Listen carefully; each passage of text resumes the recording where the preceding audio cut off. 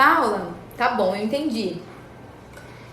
Que eu não posso me colocar nessa posição infantil de dependência emocional, né? Seja dos meus pais, seja do meu parceiro, ou seja dos meus filhos, no caso do divórcio. Ok, mas eu preciso te perguntar uma coisa. E quando eu sou dependente financeira deles? Quando eu dependo dos meus pais para sobreviver, quando eu dependo do meu marido financeiramente para sobreviver, e quando eu dependo até da pensão do ex-marido para sobreviver e para manter os filhos, né?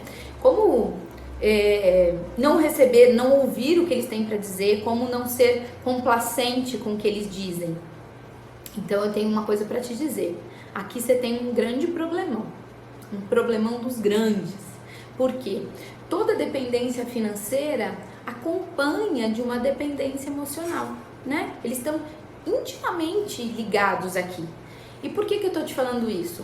Porque toda vez que a gente se coloca numa posição dependente, nós nos colocamos dependente financeiramente, nós também acabamos nos colocando emocionalmente dependente do que o outro diz, do que o outro fala, do feedback do outro, não é assim? E aí, aqui a gente começa a ter vários problemas. Por quê? A minha criatividade como mulher diminui, meus desafios diminuem, a minha força, né, de ir pra vida diminui, a minha força de inovar, de criar, da minha importância na vida, do meu momento de contribuição. Então, toda vez que eu fico nessa posição de dependência, como é que eu fico? Vou pegar uma mãezinha aqui para vocês verem. Eu fico, ó, você criança, dá pra ver? Você criança e a sua mãe.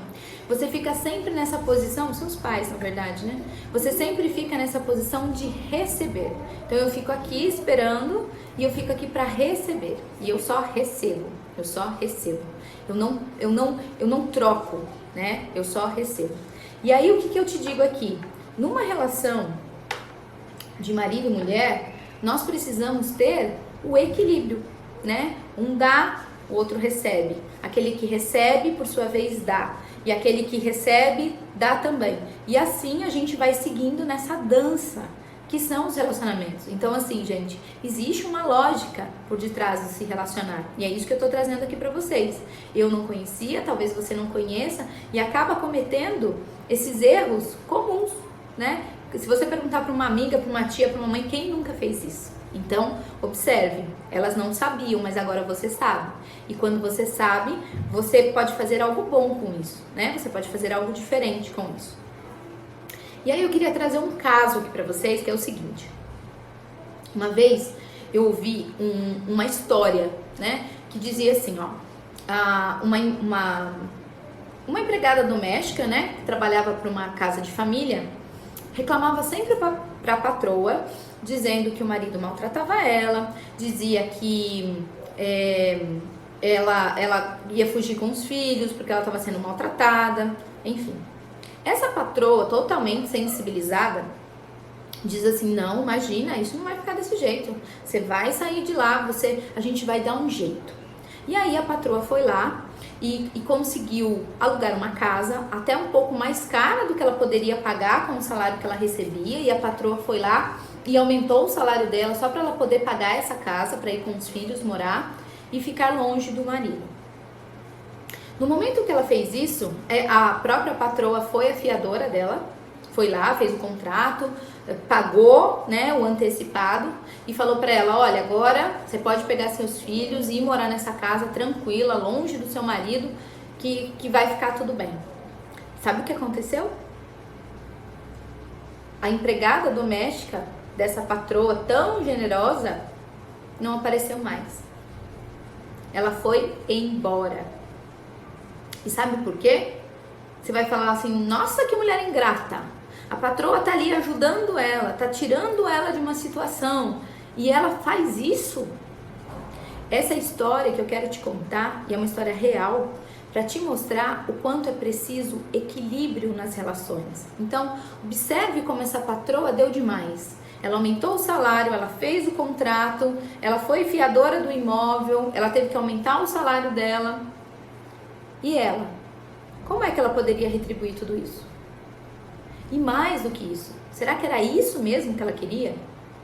Então, observe, toda vez que eu tenho um desequilíbrio, eu tenho uma relação que começa a caminhar para o fim.